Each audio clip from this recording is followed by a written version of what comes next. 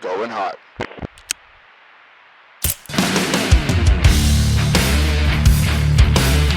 All right, little brother, we are live, and welcome to the first official Going Hot podcast with Caleb Shaw. Man, if I had to pick a way to do my very first podcast, it would be this, right here with my little brother. Jared, thank you. I'm so excited to have you here. I don't think you have a bigger supporter or fan than who's sitting across from the table from you right now, man. Yeah. It's and that goes back our whole lives pretty much. Well, we'll get to that, but there was some times I was a little scared of you when you were younger, and you're likewise. Fair enough. Likewise. But no. So we're here today for all sorts of reasons, but the big one is the terminal list, man. Like you've had so many achievements in your life. You've done so many things. As a big brother, it's hard for me to even pick one because like I said, I've been your biggest fan as long as I know, and you've given me plenty to be proud of. But right now, we have something really big going on coming up July 1st with the terminal list. Depending on when this airs, it might already be out, and I just don't even know where to start, man. Like, I'm super proud of you. This is years in the work, or at least a year and a half, 2 years. You know, a lot of times people see when they hits the screen or hits the TV, you know, they think it had just started, but man, this was in the works a long time ago, and so, thank you. Thanks for being here, man. Well, thank you. This is my first podcast as well. So here we are, first podcast, man. I get to do it with my big brother. Yeah, and that's something, we'll get to, but you're not a big social media guy. Like, no. And I probably, one of the things I get hit up on the most is, hey, why can't I find your brother on social media? Is your brother on social media? I mean, it's all the time, and I've even picked up a few followers of people that, well, we'll take the second best. We can't get Jared. We'll follow Jared Not true. or follow Caleb to find Jared. So, but I'll take it. I like keeping tabs on you anyway and stuff. But, why don't you have social media? Just curious on that note. Man, I think it stems from obviously the world that I come from, the community that I come from. We're known as silent professionals, flying under the radar. So I came into it with that, with kind of that stigma of like, dude, I don't need social media. I don't want social media. I don't want people knowing who I am, where I am, that whole thing. And, I've been out for 9 years now. I think enough time has passed, and I'm working on stuff like this where I'm somewhat out in the public eye, but it's just, I see so much of the social media stuff and people on there, and how it affects their lives, how it affects their decisions, and I look at it as I'm kind of a quiet grinder, I try to do my stuff. I don't need everybody to see it. I just need to do it. And if people see it, great, they see it. But I have so much within me that I need to work on and get better at before I go and start showing the world, like, hey, do this, do that. Like, and don't get me wrong, I see Jocko's podcast, I see Joe Rogan's, I see Goggins, I see those guys who, are people that I look up to, people that I'm inspired by. But I'm like, man, I got to sharpen myself quite a bit more before I'm ever in the public eye like that. And I don't know that I ever will be, honestly. We talked about it a little bit. The industry I'm in now it's not the best idea to not have social media. And I'll be honest, kind of that fires me up a little bit too. I'm like, all right, well, maybe I do. Well, there's something to be said for going your own way and blazing your own trail and doing it your way. And if everybody else has social media, you automatically stick out by not having social media. And the curiosity to seek you out because you're not putting it out there. Right. I mean, shoot, you got me and your mom stalking you all the time, trying to figure out what's going on, that you won't be able to hide under the radar much once you start putting everything out there and stuff. But, it will be hard for me to ever see you on true social media because it just seems like an oxymoron almost. That's why the unofficial Instagram for you is Jared will never be on IG. Jared is never going to be on IG because even if you're on social media, I just can't see you on social media. Yeah. I just and I don't know it almost the way social media is going. I don't even know if you need to be anymore because you can set a standard and like you said, it's almost you're the guy that's not on there. So that's curiosity right there. Yeah. I think there's a value to that, and it's like I said, it's not the only reason, but it's one of the reasons that I've kind of, grown into a bit, and it's not that I'm trying to be stubborn. It's just like, why? Like you said, why do I really need that right now? Is that what I need? And is that what I need to promote what I'm trying to do? Am I trying to promote what I'm doing? Do I need to promote it? I mean, there's the stuff that I've been blessed enough to work on. There's people paid to do that. So do I, you know what I mean? Yeah, like I'm lucky to just be here, much less like I'm good. Yeah, we're good. Well, you know what, on that note, you know, like we just discussed earlier, you just got back from the premiere of the Terminal List, you know, and I saw the pictures of it. I tried to fit in your luggage. It didn't work, but I went for it. It didn't work, but you know, I watched that and I saw you out there, and it was just really cool. And you know, and I see you up there. You've got Chris Pratt up there, Antoine Fuqua. I'm a big fan of his. You know, all the way back going to Training Day. Right. Training Day was one of the first movies that I watched that gave me that weird feeling. I don't know how to explain it. But there's a couple of them, like Training Day, End of Watch. You know, there's some other ones that they just give you that, like, you go to dark places in those movies, and they bring out a grit and a. But Training Day was one of the first ones with Denzel Washington and Ethan Hawke that I watched, and I was just like, oof, like, oh yeah, that was that first like movie that I felt like took you to the dark side in a good storytelling way. And you named your shotgun after we can't say that, but yes, I did, and right. It was an influential movie, you know, because it was just so well produced and put together, and it just, you know, and our dad was a narcotics cop at the time, so of course it hit extra close to home and all of that, but big fan of Antoine Fuqua since that, you know, and because that was a good one. So I, as a fan, was excited as these steps with Terminal started, when I found out he was involved and all of that, you know, that was exciting to me. What was it like for somebody like you? And I know Terminal is not your first thing. We'll get to some of that later. Right. But it was this was the first one where you were also involved and part of it. And, you know, and a lot of I would argue, or as an overly biased big brother, that you had a lot to do with this, even making it to the point of us talking about it here, you know, and years in the making and all of that. But what was it like for you when you were standing on that stage, kind of looking around?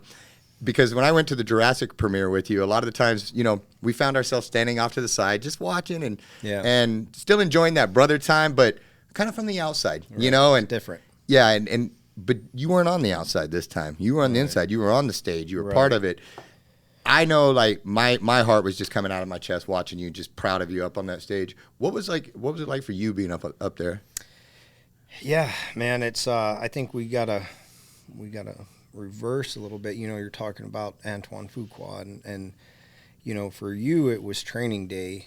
For me, it was Tears of the Sun. He did. I forgot about Tears of the Sun until you just said that. Yeah, Bruce Willis gives me goosebumps. Yeah, that Navy SEAL movie. Yep. And Nick. I always say his name wrong. He's in Terminalist. Sorry, Nick. Nick Chenlund, I think is his name. He played. That sounded really good. Thank you. Nailed it. First try. Yeah, nailed it. But he plays on Terminalist a SEAL, but he also played a SEAL on Tears of the Sun. And so, you know, you ask about the whole experience. We go back to the beginning, you know, of finding the book, that whole deal with Jack Carr, which we'll get into later, but then having a meeting with Antoine Fuqua, you know, years before this ever came about. And Kat Samick, who's one of his producers, Chris and myself, you know, we go and we were, I think, Soho House somewhere in L.A., and this is like my first type of meeting. I remember you were texting me. Oh, yeah, buddy. And you're saying just that, like, nervous. Hey, this is big boy stuff here we're doing. Yeah, nervous, like down what I was going to wear down to my underwear. No joke. I'm like, okay, I wear these underwear, and then if the meeting goes well, I'll wear these underwear every other meeting, you know, all that. I'm wearing these underwear, not even joking. Same. Well, I mean, there's Antoine Fuqua, Caleb Shaw. You know, it's same. Right there, bro. So yeah, go to this meeting, you know, and it's the same deal. Like, I'm trying to play it cool, you know. I come from the SEAL teams. I'm supposed to be cool, this whole thing. And, I mean, super nervous, you know. And I got there, and, yeah, going in with that baggage of Training Day, Tears of the Sun, you know, hit just everything that dude brought to the table. I'm like, oh, man. A little bit nervous here. Yeah, exactly. It's easier to get shot at than go face these guys. Yeah, 100%. Like, absolutely, you know. And so, man, we go and I meet him, we sit down and have dinner and start talking out this project. And it was one of those surreal moments, you know, and these have happened To all of us as adults throughout our lives are those defining moments, things that you think about, but that was one of them. I remember sitting there looking across from him. I'm like, dude, this is unbelievable right now. Sitting here with the man right now. Yeah, exactly. Yeah. And the respect I have for that man, is it's hard to even put into words, because what he does for our community, what he did for this project, the way that and I talk about it a little bit on those videos, but the authenticity, not only that he wanted, but he demanded, and so when something came up, when there'd be questions, there'd be whatever, if we said something and somebody else said something different, there was no debate, there was no anything. Mr. Fuqua was like, that's what they said, that's how we're doing it, and there was never, and he stayed tried and true the whole way through that, and so it started there, with him, with Kat, with that foundation of knowing like, okay, this is going to be right. And then, obviously we have Chris, who we've both known Chris for however many years now. Like, the man respects the community, the man respects the job, and so when this came about, I mean, he was the same way. I remember conversations with him and Antoine going back and forth, being on the same page of like, yep, this is how we got to do this. This is how it has to be done right. And from day one till the last day of filming, last day of post-production, man, they held true on that. Both of them are EPs on it, executive producers, held true on that to make sure, like, this is something we can put our name on. This is something I can put my name on, that, guys from my community, there's going to be little things that we get hit on, of course, but overall, man, well, because you don't want to show actual, tactics and stuff like that, because there's still guys downrange. Right. So that's very important. There's authenticity still of, how you hold the gun, move the gun, stuff like that. But you're not going to reveal actual tactics. How to clear a room or exactly, do something. Stuff like that. Yeah. Yes, sir. Absolutely. So, to really long-winded answer to your question, being up there, when, like you said, that the whatever other premiere Jurassic World, I think, like you said, we went to, that was an experience. We had fun, but it was totally different. This one, I'm like, wow, this is, everything has come together for this moment, and it was a blessing. It was a blessing being in that moment and seeing it and seeing all the people that worked on it, and all the camaraderie, and just in front of the camera, behind the camera, everybody, Still real. Dude, it was a blessing. And that brings me to another point. Is one of the things that I noticed and that I like about you guys is how you bring in your people. And one of the things that was neat to me is when I saw you up on that stage, it was more than being with a cast and a crew. It was also being with your brothers and your friends. And I respect, guys like Ray Mendoza. Yeah, that photo's, I mean, it's a bunch of studs and a lot of testosterone in that photo, but a lot of those dudes are legit warriors. And I appreciate that you guys get that authenticity by bringing in these real warriors that, you give them a chance to show their skills while they're not truly being shot at. And I know that was something as your big brother, and I know the rest of the family can attest for this. The 10.5 years you were in the SEALs, we held our breath every time, especially when you were downrange, especially when you were, in theater doing stuff and all that. And especially once the SEALs got more popular after the Bin Laden mission, and it was just because then every tragedy involving the SEALs was world news, and and we were blessed in our home as far as we always got you home, but there was others that didn't come home, and so I think it's really neat to fast forward and see all you guys not really being shot at, but getting to show what studs you are, and getting to, because hey, what do you do when you get out of the SEAL teams and you're really good at dusting and smoking people? I mean, what do you do? And here's something that you guys have found that you can throw yourselves into. You can still have that camaraderie. You can still take care of each other, but the bullets are fake. And I enjoyed that. That's neat to me to see that and to see all those veterans up there and the way you guys just look out for each other like that. I think it's a really strong thing. Yeah. Well, I agree and I appreciate it. And man, it's like with anything, in the SEAL teams, you don't really have a choice who you work with, but when you meet great people, you want to work with those people, and that's, a blessing about the SEAL teams is you're working with the best people in the world, like you every day are struggling to keep up with them, you know what I mean? Like, and like iron sharpens iron. It's accountability. You want to be the best you can be to protect that man on the left of you, the man on the right of you, you know, and when you grow those friendships and that camaraderie, man, you want to hold on to it, you know, so being able to, like you said, transition out of the SEAL teams. What's next? What do you do? And that's where, you know, like, God is good, man. God is good. Like a lot of people hold on to that identity. They believe that that's what makes them who they are. And I remember you and I talking before I ever went into the military and saying, like, man, I won't let this, if I make this, you know, if I become a SEAL, I won't let it change me. I can't let it change me. From day one, we've said that. Yeah. You will be Jared Shaw. There was a Navy SEAL, not Navy SEAL Jared Shaw. That's it. That's right, man. And unfortunately, there's people that, hold on to that identity and don't know what to do with it. And don't get me wrong, when I got out, there was a struggle with that of like, what am I supposed to do? How am I supposed to carry myself? What am I supposed, you know what I mean? And that's where I say God is good. You know, God took care of me and opened these doors and presented opportunities that have put me in this chair right here, put me with the ability to be able to work on things like this. And so, you know, going on a project like this and working, being able to bring our guys on, guys like Ray Mendoza, you know, who, when this book got pitched years ago, Ray and I talked about it, like, buddy, like, I need you on this. Ray is a different level, man. Like, I've been a fan of his since Act of Valor. I remember because he did the water exit. Yeah. One of my favorite scenes. I always tell him that. And I'm gonna do the spoiler. If you haven't seen Act of Valor, you need to go see. People need to see Act of Valor. But that boat scene when they did that wet entry, I don't even know if that's what it's called, but it's one of my favorite cinematic things ever. When he wrecks that, he rolls out the deal.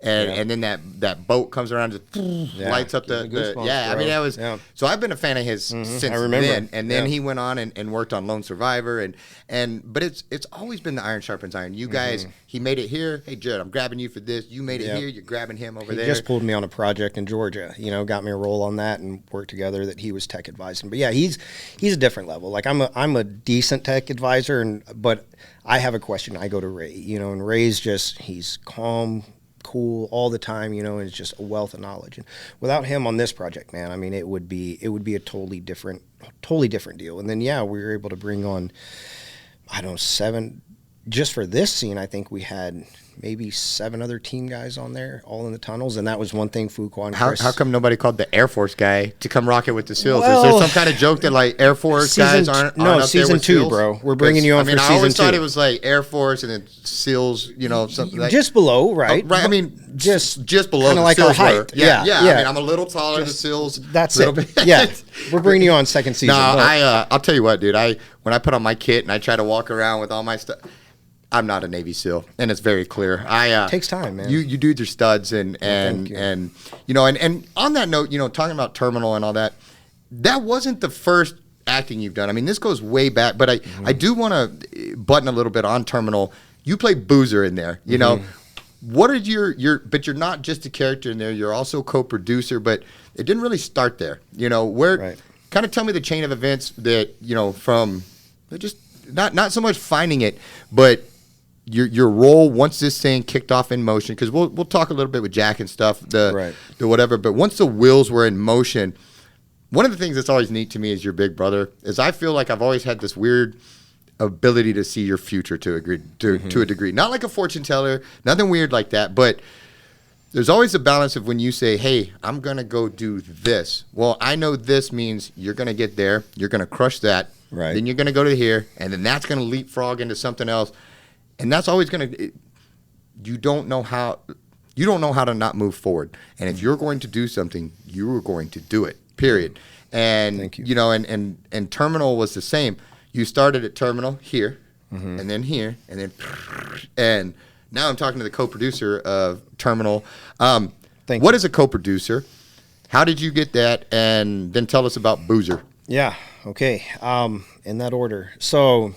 Actually, I'll you tell it in the order you want, because I don't know if my order makes any kind of sense, but you just tell it. No, so once we knew that Terminal List was greenlit, you know, that it was happening, which means, you know, they started the writing process on it, which is pre-production, all that, which leads into the actual production, right? You know, in the beginning, it was, and understandably so, I think I was kind of viewed as Chris's buddy. We'll bring him in somewhere. We'll do something, which is Hollywood is full of that. A producer's nephew wants to do this. So all that is full of that. I get it, totally get it. But I knew that I just needed the opportunity to work. I just needed the opportunity to get in there and move stuff. Just let me be an asset. I just needed to be an asset. And so. Started off rocky. Chris and I were in Australia when they first, in the beginning of 2020. Yeah, 2020. No, 2021. That's when we started filming. Yeah, 2021. So we were in Australia. He was doing Thor. So I was out there with him. And that's when the writing really had kind of already been kicked off. But I just started seeing the scripts at this point, and I'm like, okay, we got a little bit of damage control to do here. We gotta do some work. Well, Chris and I were stuck in the same hotel room for 2 weeks because you gotta quarantine when you go to Australia. Yeah, bro. Freedom. 2 weeks. 2 weeks. Yeah. And we're talking, you can't leave you cannot leave your hotel room there. That's a whole nother podcast we can have on that. One, freedom podcast. We'll talk about that one another time. Exactly. Yeah. And so basically I had 2 weeks to dive into this thing, start looking at scripts, and so we started making those changes. And that's where I say that some of those phone calls with Chris and Fuqua and David DiGilio, who I'll expound on here in a bit, kind of start jumping into this stuff. And I was able to just kind of start throwing some ideas in there and making a few little changes here and there with the support of Chris and Antoine and Dave, of course. Get back stateside, and then it's game on. We start filming. We were there for a month. We started filming in March, and so had about a month. Are we still in 2020 yes, sir. or 2021, right? We're in 2020. I'm terrible at dates. Right. Yeah, I'm pretty sure it's 2021. I have to put everything in here, or I forget. There's probably people that are going to correct me. Yeah. So 20 or 2021. Let's call it whichever one. We were filming, or we're getting ready to start filming in a year. Perfect. And so, yeah, man, we. Once we start showing up on set, and I was able to work. And one thing amongst a lot of things that our father was always been great at was teaching us how to treat people with respect. You know what I mean? And always, no matter what, no matter if they're on the totem pole, the lowest, highest, it doesn't matter. Treat people with respect. And man, that as you know, is a huge part of it, and then just being willing to work, and so I was brought on as an associate producer. To be honest, I don't really know the difference between an associate producer or co-producer. I just know a co-producer is a little bit higher than an associate producer. That's enough of an explanation right there to me. It's one more. And I don't know if there's, because I've researched it to want to know, like, what is the role of a co-producer? You research 10 sites, you'll get 10 different answers, and so I just knew, like, coming on as an associate producer, it gave me somewhat of a voice, but really gave me a title. I had just a title that people wouldn't just look at me and be like, who are you? You know what I mean? Like, why are you talking to me right now? Yeah. And so, we start in March, the filming process, and I'm in the scene with Chris the first day of filming. So you want to talk about that pucker factor, I could see that being we're doing this. And it's all day. It's all day, him and I. The first half of the day is him and I, and then Constance Wu, who plays a character, crushes it. And what did y'all, because I don't think most people realize this, when you do a whole day of filming, what did you guys film, about a minute and a half scene or a 2-minute scene or something for a 16-hour day? After cuts, not even that. Yeah, but you're exactly right, yeah. And that's what I don't think, Crazy. A lot of people when they hear, you're making a movie and all this, they don't realize that it's, 4 a.m. call times and you don't go home till 8 that evening, 9 that evening, and you're putting in 16, 17-hour days and you will film all day for a 12-second little clip or something, and or all week for that 12-second clip, and so exactly so your very first one, you just walk right. That was though, there's something to be said for. It reminds me of our stepdad. We'll push them in the deep end. They're gonna swim. Like and I've kind of always had that mentality, as if let's just start at the hardest if we're gonna do it, because it can only get easier from there if we just start at the hardest. And boy, you did that. Yeah, that was it. And thank you. That was it. That was, tossed in there and sink or swim, and I mean, everybody can kind of judge for themselves. They'll see, I, as our own worst critics, I, of course, look at it. I'm like, gosh, I should have done this different, that different, but it's learning. And I'm not beating myself up about it. I'm like, hey, back to the drawing board, and that's talking about what you are about this journey. It didn't start right there. What very few people outside of is I was doing acting classes before I ever got out of the military. You were doing them before you were in the military, not the classes, but one act play, Alba Dulce, Texas. That, yeah. You were in theater there and making it happen as well. Good old Miss Pelak. Yeah, she got both of us out there, and it was good. And for those that don't know, getting up in front of your small town high school and doing a play, I had to do Goodbye to the Clown, which is a great. It's actually a good play, maybe not for high schoolers, because I played this jester and I had to like cry and sing a sad song in front of my whole high school, and it was supposed to be all sweet and like it was, one of those things. Man. But you went for it.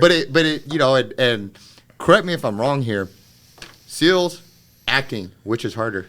Because acting to me, one, I'm terrible at it. I'm a big overactor. I give Jim Carrey a run for his money, but it too hard on yourself. It's so hard. Like, you have to make yourself so vulnerable, and acting to me is one of the hardest things. Like, because not only are you having to do it, you're having to do it while everybody watches and everybody knows you're acting, and that's a skill like anything else. And that's one of the things that you just touched on, that you were doing this before the SEALs, then you end up back in. But again, people a lot of times just think you're out playing or you're out whatever, but they don't know that hours upon hours of acting classes and behind the scenes grind and going up and doing a scene in acting class and then getting shredded in front of everybody and critiqued and all the people that aren't doing it are critiquing you and telling you how to be an actor. Absolutely. But you take from that what you can, and you use it to sharpen you and to mold you, and you keep moving forward. And you're right, and that's none of this with you. Through every single thing we're going to talk about, there was really no easy roads. There was no, and even if there was, you didn't stay in that easy lane. You picked the route that was going to deliver the most success, with most of the time in life means taking the hard route and doing the hard things, because everybody takes the easy route. That's why they take it, but it's to do special things, you got to put in special work and extra work, and you've done that. Well, thank you. And I can't not speak on, that's great English, I know. I can't not go over, though, like what I feel like attributed to that fire in my gut, of what from early on I felt like I just ticked a little bit differently. And I'm not saying I'm anything special, none of that. I'm saying, like, I just knew something was a little bit different, and it started from when you and I were young. You're 4 years older than me. 4 years is a lot, right? It is, especially growing up. Yeah, huge, right? And you've always had the size, strength advantage, all of that over me. And when we were younger, I wish that would have stuck around. No, I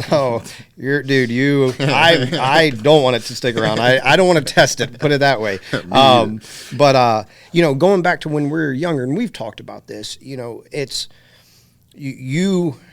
Well, to be honest, I was a jerk big brother for a long time. You were a big brother. You know what I mean? I was. And especially in our time frame growing up, big brothers were just kind of like that, But because the last thing a big brother wanted from a little brother was to be soft, and I think you upheld that, today they would call it a bully, And I wish my motivation back then would have been good to make you tougher and all, but I was just a jerk big brother, and you were my little brother, and I was going to terrorize you. You and Josiah, y'all both got it pretty bad, and I was a pretty jerky big brother. Well, that's one of those things that was a blessing in disguise, and now it's just a blessing. It ain't in disguise. You know what I mean? It is a blessing. It's. I remember being young. I want to say it was probably 5th or 6th grade, maybe 7th grade, but having been with and dealt with that for years, I remember thinking, like, okay, there's 2 ways I can go with this.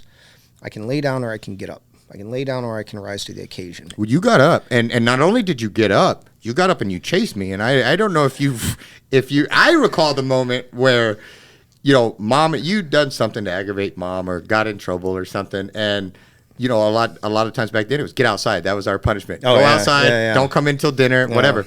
Well, mom tossed you out and you had to stay outside till dinner. Well, then mom left and you wanted to come back in, and no, and not on my watch, you know. And I remember thinking it was so funny as you were going around and you were trying the doors, and I was looking at you through the peephole and all that, laughing. Oh yeah. And then you didn't think it was so funny, and you hauled off and put a fist through the window and got in, and then grabbed a knife.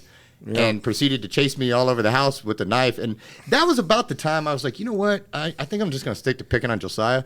And I pretty much left you alone from that point on, because I was right then you showed me that, okay, I could pick on you, but I have to be prepared to take it all the way. If I'm going to pick on you, you're going to fight me. Right. And we're going to, and that was another thing. Even fighting you with 4 years difference, it sucked because you wouldn't just roll over and die. And I really wanted just the big brother get you in a headlock noogie and you just to roll over, cry, and let's get this done with. But you started fighting back, and it started sucking because, yes, I still had size and all that on you, but I didn't want it that bad. Like, I did not want to fight you that bad. And I remember after I left for the military, and I did see it starting to affect your mindset and all of that. And then when I left for the military was really when it clicked to me, like, how much I loved my brothers and how much I regretted being a turd big brother all those years. And so when I came back that first time, I was really eager to kind of restart another brotherly relationship as allies. And but I remember standing in Dad's kitchen one time, and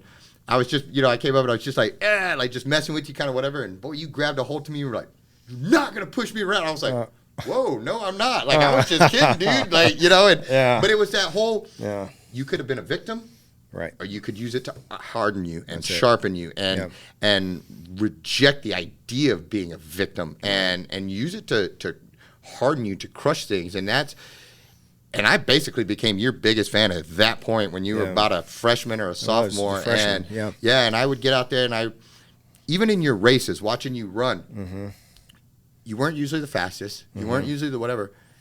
But the heart that you put out there, that was what set you apart from people. That was early on to me that you were on another level, you know? And again, not because you're biggest, smartest, any of those things, but you refused to lose. And somebody that won't lose, you can't beat. And you know, and that was just something that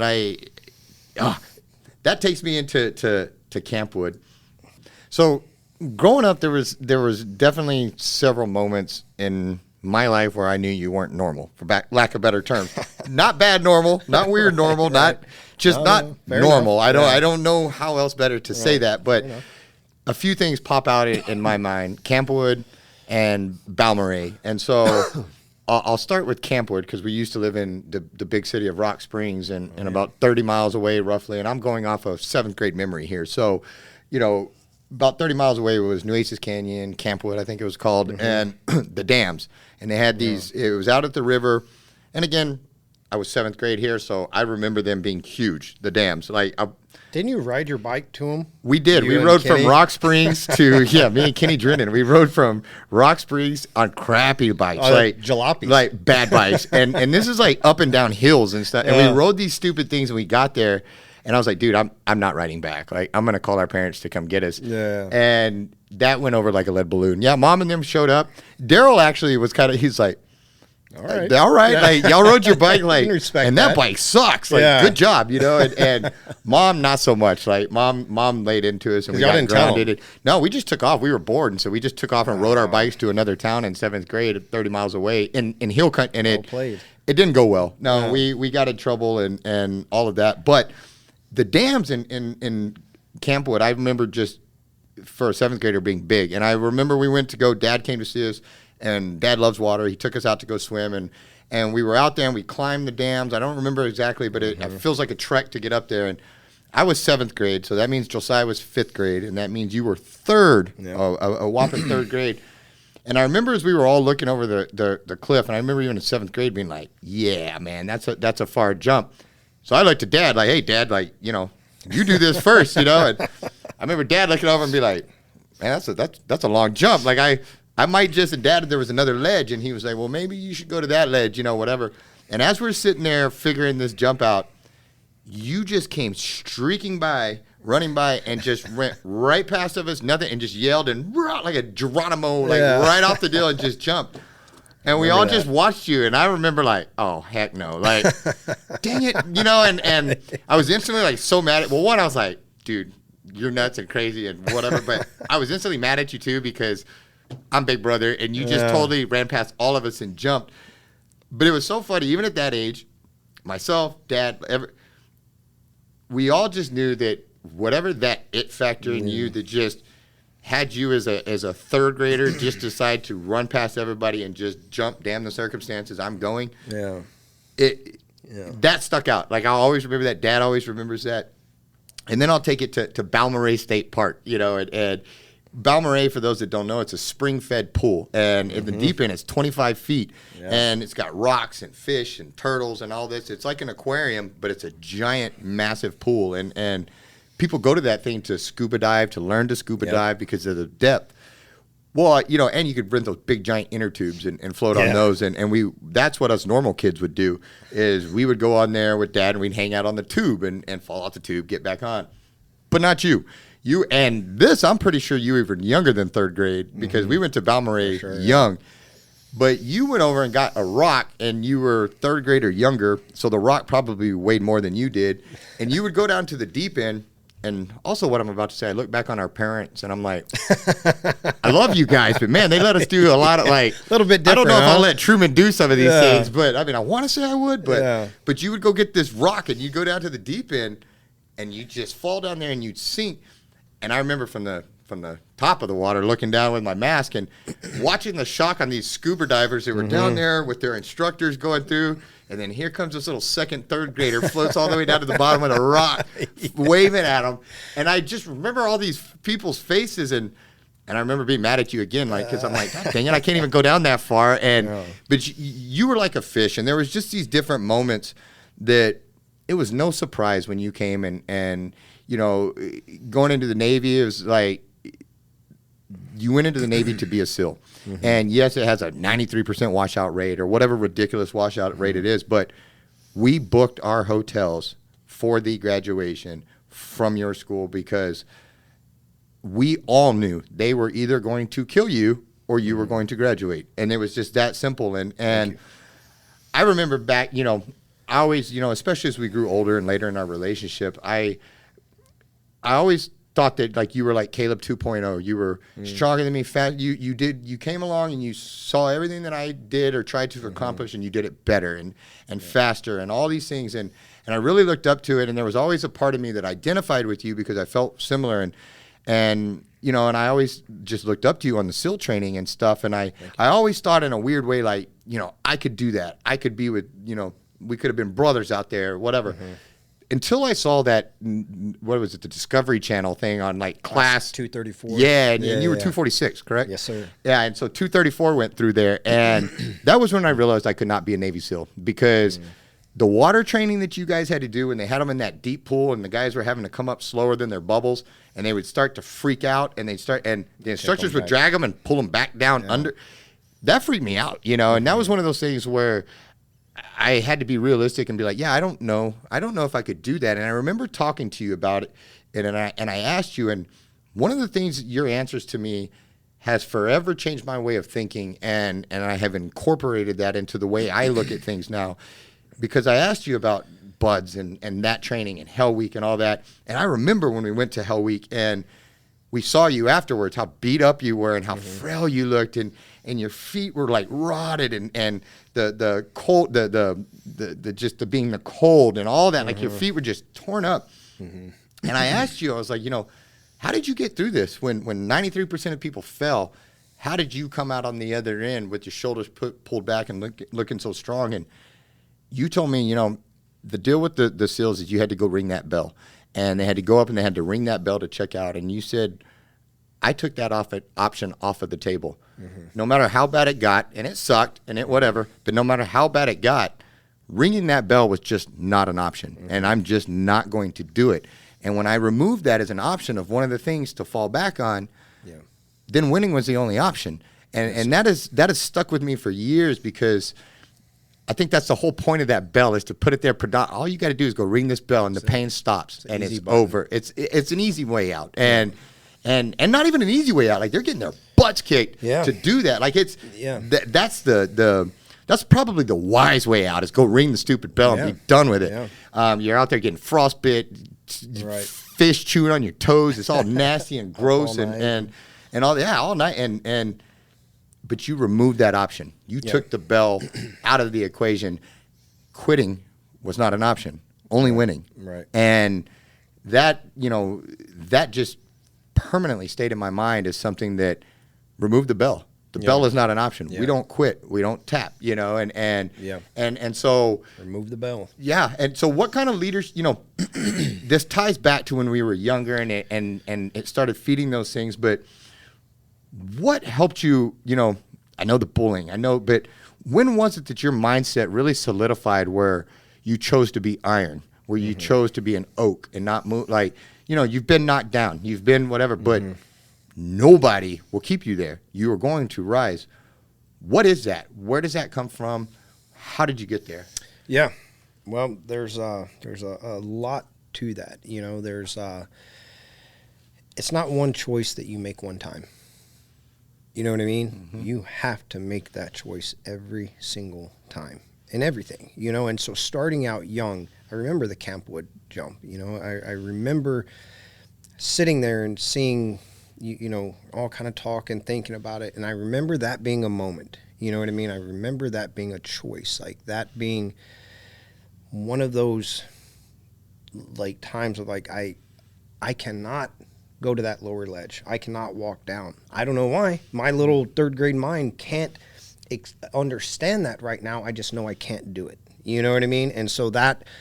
How did it go from I can't do it to I'm sprinting past everybody and leaping off this cliff into the river? That's the way we live, brother. You know what I mean? Like we don't walk. We have to attack it. You know what I mean? So I couldn't tiptoe up and then make the decision. No, that started 20 feet back sprinting, and I'm off the edge before I can look at the edge. You know what I mean? It's like, I'm committed. We're in the deep end, baby. Let's go. And that's it. You know, and we gave the parentals a hard time for letting us do that, but also in the same breath, by letting us do that and letting us grow and letting us push boundaries push our bodies and what we're capable of doing.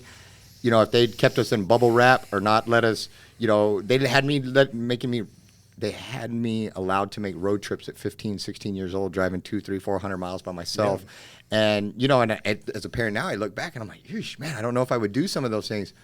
But I don't think I would be here if our parents didn't allow us to push past where most people don't, to jump off the cliff when most people climb to the lower ledge. Right. And that's it. Especially when we're all climbing down there, and you just went as a third grader and blew past us and made us all look bad. I think about half of us ended up jumping after that because we had to. And I remember just as I smacked the water, like I wanted to go smack you afterwards because I was like, I wouldn't have done this if you hadn't. But it's a constant, and you're right. While every decision molds you and sharpens you and helps forge that iron, you still face these choices every day of whether to be the victim or to the victor and to win. And it can be as small as things of, I'm making this cup of coffee and I screwed it up and I'm getting it all mad and let that cup of coffee win. Or it can be something huge and paramount that changes the way you think for the rest of your life. But it always seems to come down to a choice.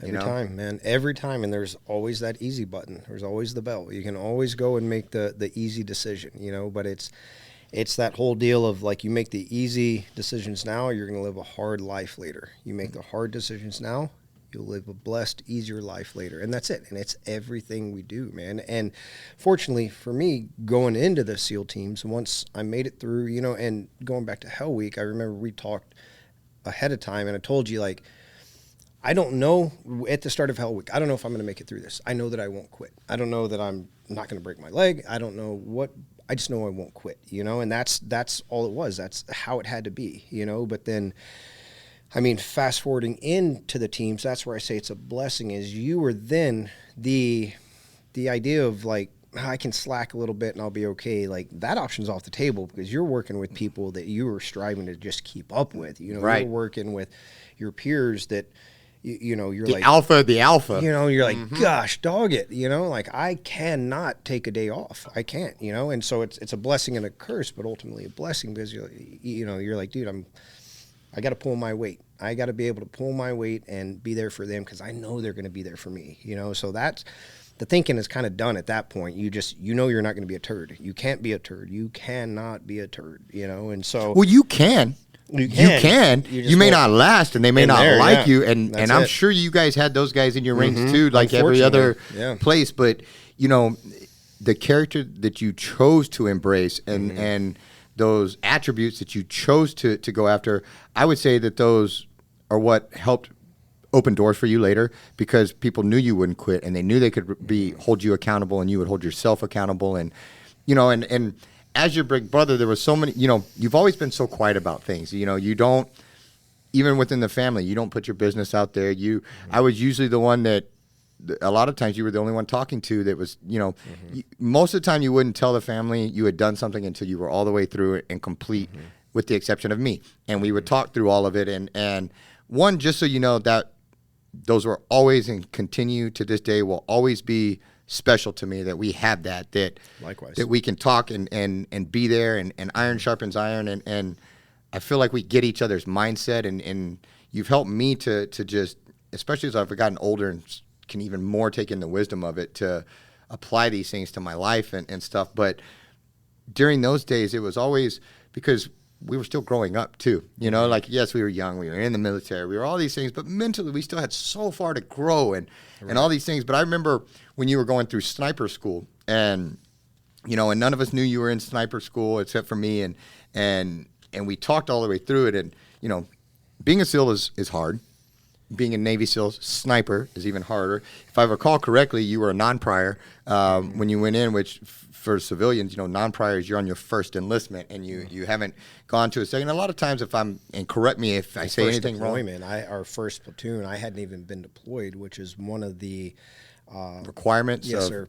You're supposed to have a deployment under your belt before you can go in there. So I was a new guy going into it. So you had all these things stacked right out the gate. And I remember, and again, coming from a hazy memory, and phone calls and all this, and going off of that, and something we haven't talked about in 10 plus years or however long it's been now. But I remember a lot of it when you started getting towards you were crushing it. You were doing really well. You were doing all this, and part of the final, if I recall correctly, part of the final test was you and a spotter had to go out, and I think you had to spot for them, and then vice versa, and you had to make these really long shots. Well, you spotted for the guy.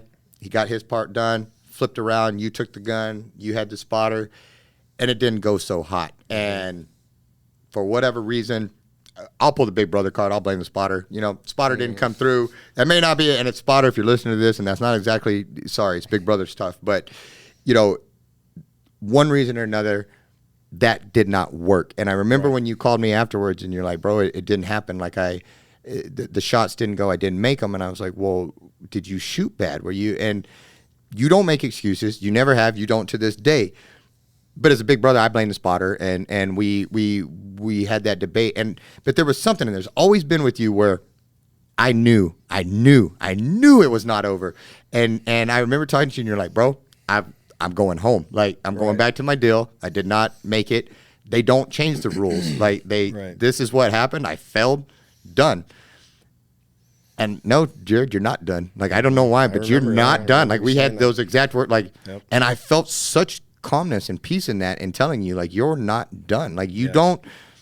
I was just so seeing you become your own man at that point, that the character that you have shown, like, there's no way they could see that and throw you away. Like, I knew it. I believed it in my heart.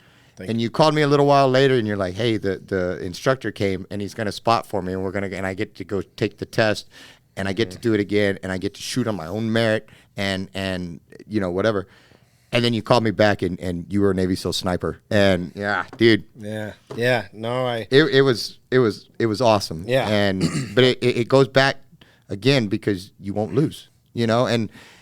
But I appreciated that whoever that was, you know, I don't ever know who they were, and you probably have a place in your heart for them, but whoever that was that decided to give you that opportunity to shoot again, they saw in you what I see in you, you know, and wow, you know, you shouldn't have been there to begin with, Then you really shouldn't have been there when you bombed out. Yeah. Then you walked out a Navy SEAL sniper, Yeah. you know. But it was the mindset. It was those attributes, you know, that got you there. And Thank you. I appreciate that. That was just special, you know. And I remember that phone call. I remember you telling me like, "No, it ain't done." And I'm like, "Brother, I'm here."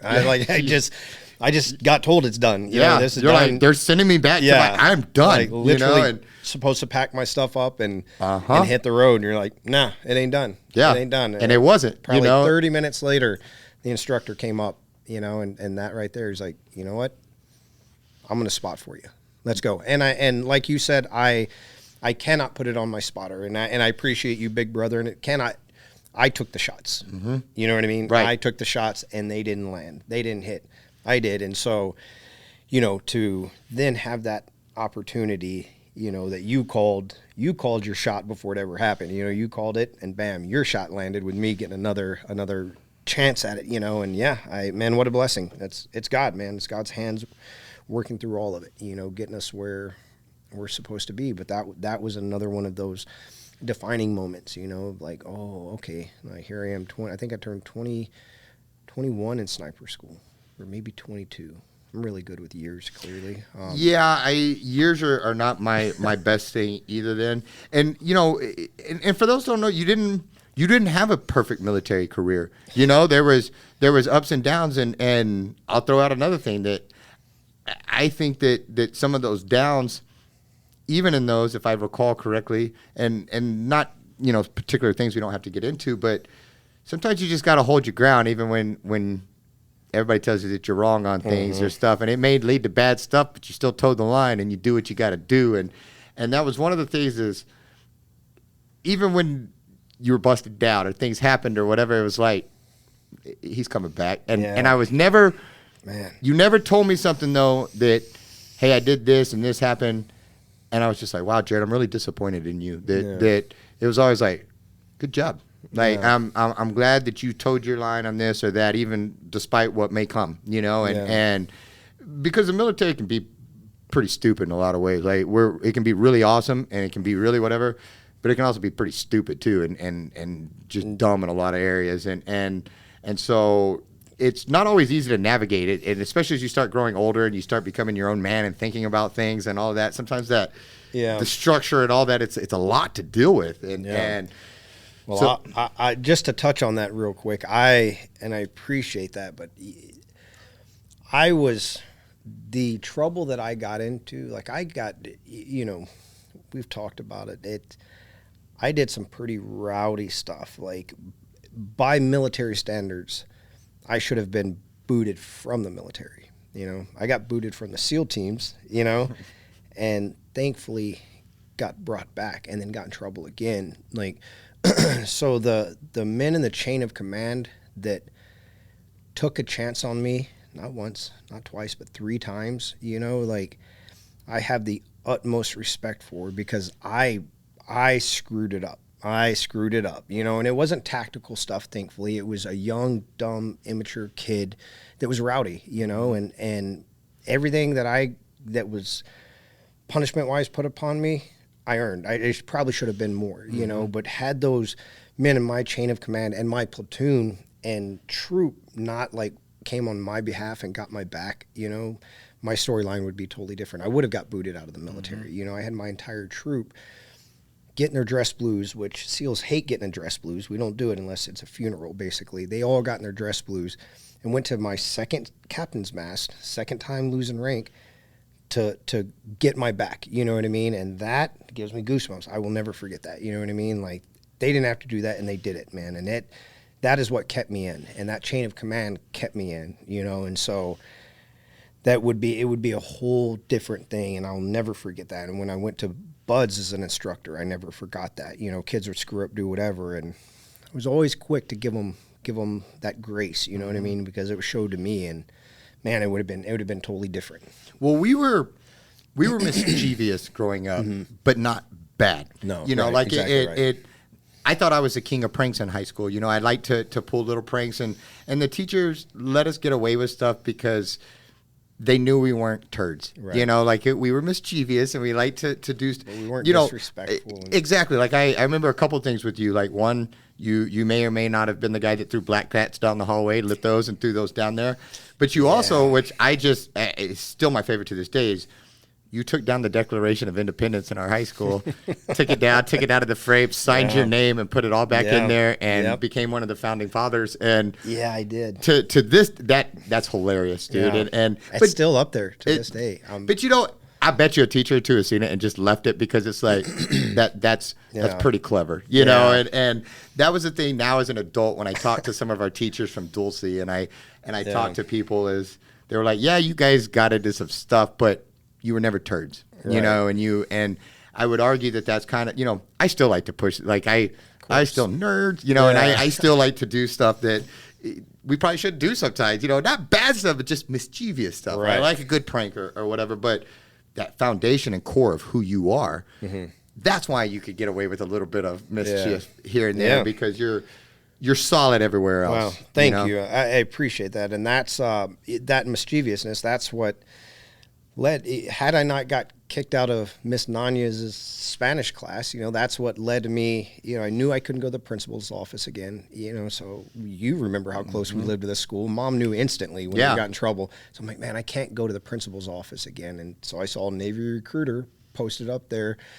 Petty Officer O'Brien was her last name. You know, she had her whole table with all her stuff set up, you know, and I didn't care. I could not care less, especially about the Navy. No offense, Navy, but I'm like, I'm not. They're not the Air Force. I don't blame you. Yeah, absolutely. It is the Navy. Yeah, you know? You guys got the SEALs, but then you're the Navy. I get it. You know, that's it. So, you know, so I went and talked to her, and I'm like, you know, whatever, just killing time so I could go back to the next class, which was computer class.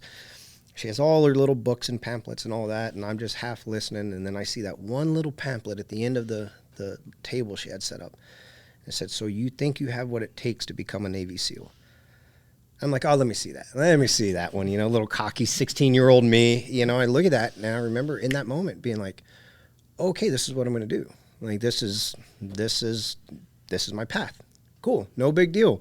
Knew it, went to next class. Computer teacher was there. I won't say his name, but he, you know, I was telling Kendall Riley, Mark Rosas, Manda Trejo, all my friends that were right there, telling them like, hey, like, this is what I'm going to do. And, you know, at that time, I was really short, you know, 5'6" on a good day, 120 pounds, you know, and so I can't blame the computer teacher, but I remember him saying like, Jared, you will never be a Navy SEAL. There's no way. Like, you're not going to be a Navy SEAL. And he points at Kendall. He's like, Kendall's a stud. Kendall's a stud. Day is still a stud. You know what I mean? Like, just a athletic phenomenon, just everything. Just a stud. Great guy all the way around. So he looks at Kendall. He's like, Kendall could be a Navy SEAL. No problem. He's like, you'll never be a Navy SEAL. And I remember in that moment, 16 years old, thinking like, okay, there's something like in my mind or heart, something is wired a little bit differently, because I know at 16, I know something that 40-year-old man doesn't know. I don't know what it is. I don't know. Same thing with jumping off that cliff. I don't know why I feel like I have to do this, but I have to do this. And with him, I just remember thinking like, we see things differently. We see this world differently. I can't put it into words. I can't articulate it. I'm just going to show you, you know? And that was the moment I knew like that was going to be my career path. I didn't know how, when, what, but I knew it was going to happen, you know? And so, I don't know. It's a blessing, man. And he wasn't the only one that told you that too, because if I recall correctly, the local recruiter was, you know, recruiters have a special way of being jerks sometimes, you know, and I think a lot of times it's, and not all of them, but a lot of times it's because they're dealing with people that aren't military yet, and so they feel they have to portray the role of what outsider or civilians think the military is, so it's all whatever. But I because I still, to this day, I mean, you're a grown man, you're a Navy, all these things, and you could tie me up and flick me, you know, like a booger, but I still feel the need to protect you and all that. And I remember that recruiter here basically telling you, no, you're not going to make it. Pick your other job. Right. Because when you wash out of the SEALs, you're going to have your other job to fall back on.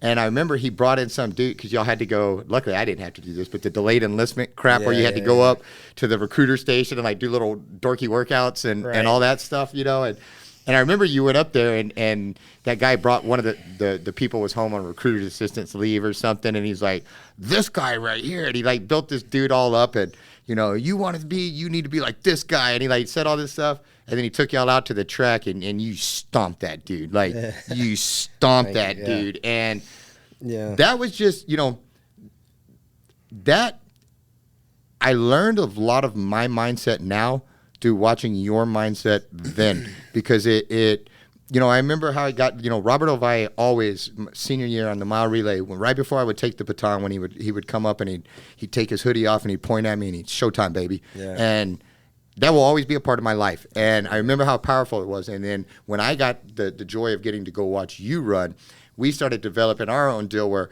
I would be down there with you, and then right before you took off, it was like, hey, don't just win, dominate. You know, that mindset is as I was coming into my own, having you as a brother to constantly, you never let me slack. You never let me do less. You all, and especially as you got older and you really started getting deeper into your faith and all of these things, that the poor guys around me that do the show with me and just anybody that knows me, they hear me say over and over and over again, iron sharpens iron. That's right. That came from you, you know, because I feel so blessed that as young boys to men to all of that through our parents, through whatever, that mindset that got put in there. But you were way crazier than I was in a good way. And you were way, for being 4 years younger, it was like you were 4 years ahead. And I feel so grateful for the relationship that we had, that times when I wasn't leading like I should or being the best version of me that I could be, you would never let me get, like, you would bring judgment, or not judgment, but you would correct me in love, and you would, you know, all these things. And for being a Navy SEAL, you were also one of the kindest people I knew. Even in your wild and crazy days, you know, I would never say you were a fighter. I would say you were a protector, you know, and you were pretty good at fighting, and you may have found a scrap or two here and there, and we won't even discuss those, but, you know, and I'm glad you won most of them. The lawsuits were against me. Of course. But to this day. But, you know, again, I cannot tell you over the years what it's meant to know that you're going to hold me to a standard. Mm-hmm. And I've tried to do the same with you, you 100%. Know, and sometimes when it's not fun to hold somebody to a standard, you know, and there's been different things that I've come to understand about the military or being a man or all these things that without you I wouldn't have done. And, you know, and it's real neat when I go out. I've been blessed enough to go out and see you in LA a few times and see what you're doing. And as a big brother, it's cool because you're not out there being a little groupie flying around. Hey guys, hey, look at me. You know, you're a goddamn oak. And that was what was neat to me as your brother. Whenever I get to go visit and I get to be a part of your world, people constantly pull me aside and they're like, hey, your little brother is somebody special. Your little brother. And it's so neat to see that all the lives you've touched, not from being a Navy SEAL, those are all, but it's like we talked about in the very beginning of this. You were Jared Shaw that was a Navy SEAL. You're not Navy SEAL Jared Shaw.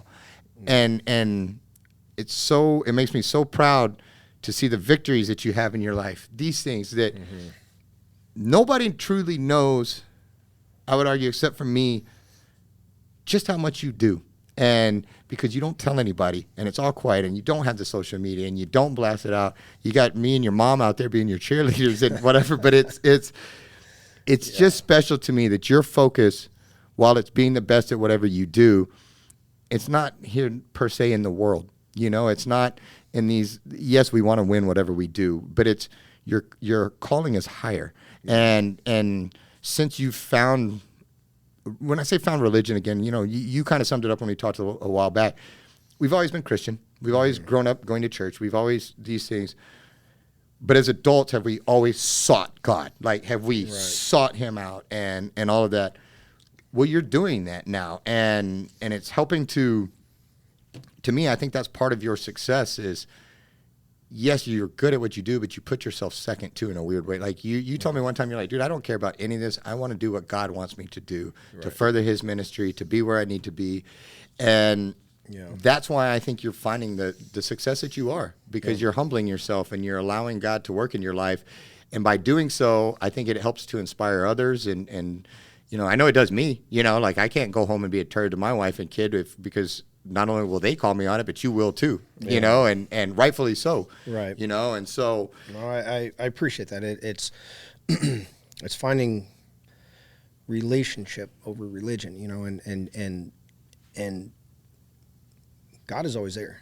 Jesus is always there, and I won't get up here and preach by any means, but it's us that stray, and it's thankfully we had our stepfather who brought that into our lives, and we ran from it, and I still do. I mean, I can screw things up with the best of them, and I still do, you know what I mean? But it is that, it's seeking, it's seeking that relationship, and the Bible says it, seek, and he will make himself known, and that's, I mean, it may not be worded perfectly like that, but that's the gist of it, you know what I mean? And our Creator cannot lie, and so it's the most real thing that there is in this world. All this stuff is great, it's all amazing, but it's the most real thing. It's the only real thing, you know what I mean? And so it's I just want to be in his will for my life. That's it. If I'm there, I'm at peace. And who knows, it may be something totally different. And I hope that I have a heart that can hear his voice and lead or follow where he leads me to go. If I'm doing that, there's peace with that. When I try to take the reins, when I try to take the steering wheel, it's when it gets messed up. That's why I say I'm the best at messing it up. So that's a whole different story. Jack Carr is available to hop on if we want to hop on. He just shot me a text if we Going hot.